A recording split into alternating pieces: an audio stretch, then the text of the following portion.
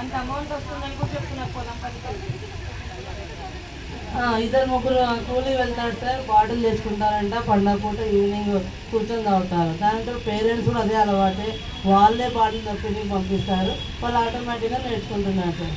వాళ్ళు ఒక ముగ్గురు నలుగురు క్లాస్ అట్లా ఉన్నారు సార్. చాలా చెత్తనాయండి ఆ పిల్లలు, ఏం లేదు ఏం లేదు సార్ ఆ పిల్లలకి. పేరెంట్స్ని మాట్లాడారా?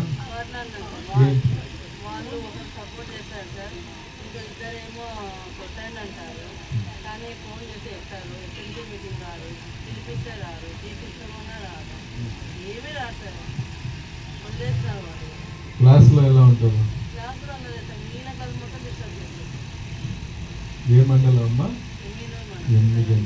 నేను అక్కడ ఒక ఎస్ఐకి చెప్తాను, ఒకరోజు ఆ 10th పిల్లలతో ఇంటరాక్షన్ పెట్టాను. ఒక పూట ఒక ½ an hour ఎక్కువ ఓన్లీ ఇంటరాక్షన్, స్పీచ్లు మీటింగ్లు వద్దు, కథలు స్టేజ్లు ఏమొద్దు. ఓన్లీ క్లాస్కి వస్తాడు, కూర్చుంటాడు, మాట్లాడతాడు, ఇండైరెక్ట్గా వార్నింగ్ ఇస్తాడు ఆ పిల్లల్ని. చాలా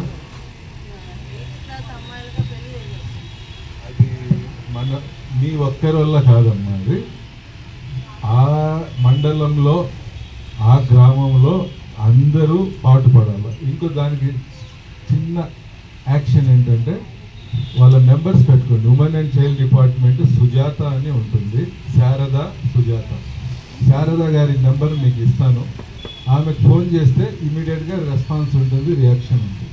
మీరందరికీ అమ్మాయి, ఈమె ఒక్కరికే కాదు, శారద CDPO కింద ఉంటుంది.